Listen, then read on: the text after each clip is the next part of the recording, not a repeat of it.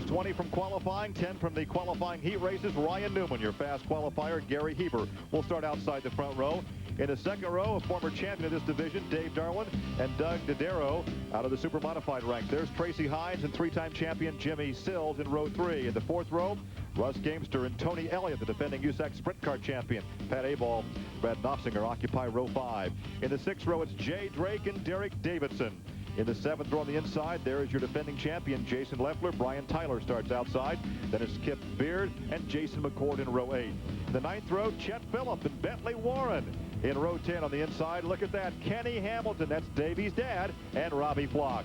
In row 11, Jack Hewitt, a two-time champion of this division, and Jimmy McCune. Both those guys won the qualifiers. Dane Carter and Bill Bowie occupy row 12. The 13th row, Billy Peterball Jr. and Mike Ordway. In the 14th row, it's Paul White and Bill Tyler. And in the 15th row, J.J. Yaley and Tim Cox. 100 laps. This will be a workout. They're going to have to get exactly the right setup on it for him to move up through this field. Everybody on their feet. The green flag is out. The Coca-Cola 100 is underway here at Indianapolis Raceway Park. And the redhead from Langhorne, Pennsylvania gets the good jump off the corner. And they head down the backstretch. And now going back around the high side is Ryan Newman. So Newman was really asleep at the wheel at the start, but comes back around to lead lap number 1. He came back very strong, took that lead back away. I don't think he liked it very much when Heber got that jump on him. And you can see on back in the field, there's a big gaggle of cars.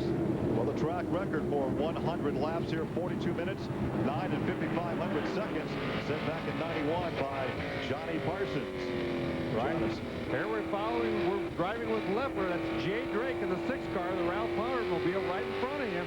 Tried to get in under him going through turns 3 and 4, but had to fall back in behind him. Now watch the steering wheel. Watch the movement of the steering wheel. We talked about a workout. Look how hard they're working in here on the pavement. Yeah, you know, actually, he's not turning that wheel very much. He got through that corner pretty easily. And I think he'll try to do that, at least for the first part of the race. He doesn't want to get that right rear tire too hot very early. Well, he just did right there. Yeah, he did. He snuck down on the bottom of the racetrack. There's less banking on the bottom of the racetrack, so it's obviously going to be a little harder to pass down there.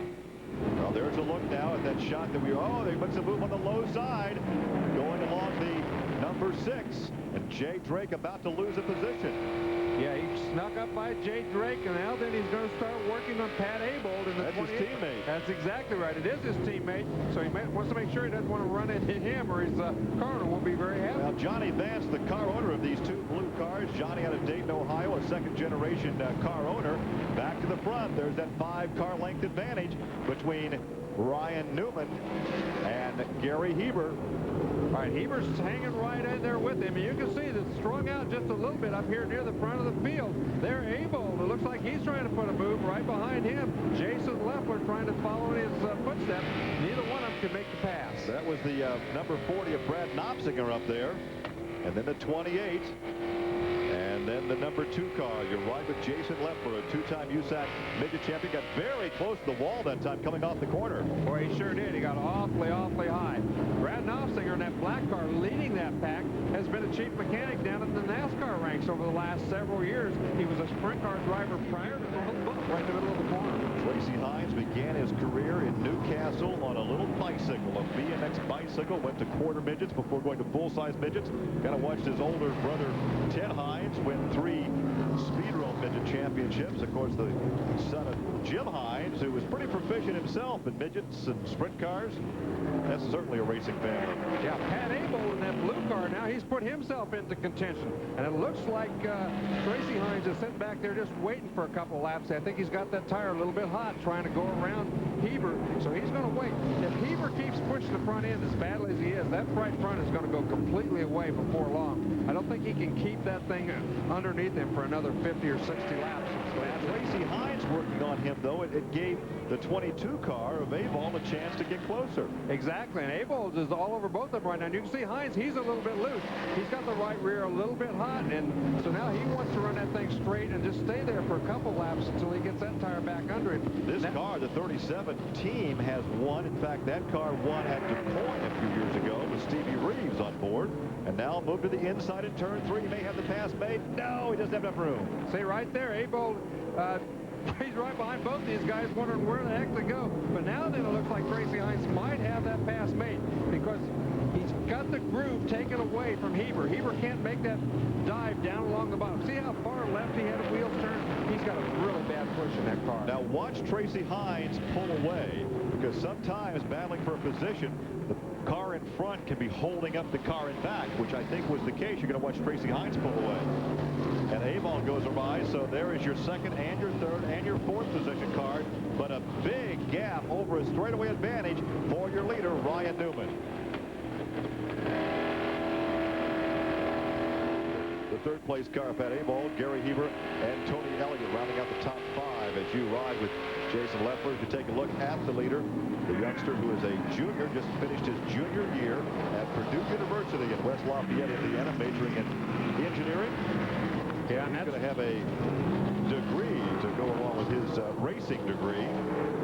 And that was Irish Jimmy McCune, and he just went around. They used to be teammates on a midget team not too long ago, but right now, looks like Newman's got the best of this trio, or Dewsum, as he went around him. Well, he's a former midget rookie of the year, a former rookie of the year in this division. There is Tyler looking to the inside of car number 20. That is Tony Elliott. That's the battle for the fifth position. And then right behind him in the red car is Gamester. Gamester has been a former champion of this division. Elliott, of course, was a sprint car champion last year. Tyler, he's been a champion in this division, or in the sprint car division. So all three of these guys have won championships. Gamester's a midget champion from about 79, so three past champions nose to tail down the backstretch. That's the battle for fifth position. And they are catching the fourth place of Gary Heber while they're battling each other. There's Heber just now coming in. That push in his car keeps getting worse and worse. And now Elliott and Tyler and Gamester. Oh, look at this. Tyler goes way to the bottom of the racetrack. Still couldn't get around. Well, of course, most of these drivers now utilize the radio. So Ryan Newman's crew, Fred Eden, his dad, able to tell him what type of a lead that he has. And we've got an engine expiring in turn one. And that will likely bring out another yellow. As we see the yellow flag being displayed, you can see the puffs of smoke right there. And that is White in number 100. So Paul White, one of the two rookies in this evening's race, will be sidelined. 7 laps to go. As you look at that gap between third and fourth, about a car or two-car length advantage now. Yeah, Tyler's still trying to find a way to get around Abold. Abold is running kind of an odd pattern around here as he diamonds the corner. Now that he gets the back end loose, looks like he got very, very loose, and he gave Tyler a big shot on him. Tyler couldn't take advantage of him, wasn't quite close enough. Oh, and he slides. Both of them a little bit loose. It looks like Abold just gets looser and looser, but Tyler goes in so low that he doesn't have a chance to get a run on him coming off the corner. It's like the red sprint cars at Eldora. Just about. They're both getting looser and looser. They know, though, with only a few laps to go, this is no time to save your tires. You got to go for it. Meanwhile, the 51 car of Gamester snuck up on both of them while they're sliding sideways. So tonight, coming up next, we're running a few minutes late in our 100-lap Coca-Cola 100 live from Indianapolis Raceway Park. And there is the pass for position. So Tyler goes to third, and here comes Gamester. Yeah, Gamester's, I think he's running faster than both of those guys right now. He just has to find a way around with only a few laps to go.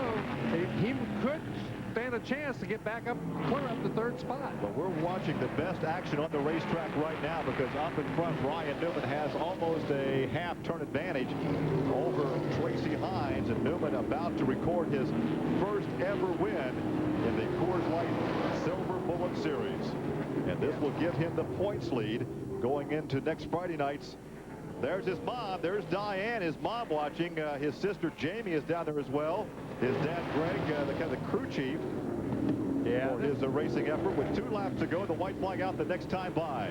Well, this young man's been knocking on the door for a couple of years. He really likes this division. He's been up front. We saw earlier down there at Gateway last year. He was right behind the two guys that finished first and second, and he's be a very deserving winner if he can last just 4 more corners. Well, as we told you, this is the team that Jeff Gordon won the title for back in 1991. So the team has some good experience. They have a championship under their belt, and it looks to me like this could be a team to reckon with for the championship this year. Final corner, off the corner, dual checkered flags, and Ryan Newman from South Bend, Indiana. There's Jamie.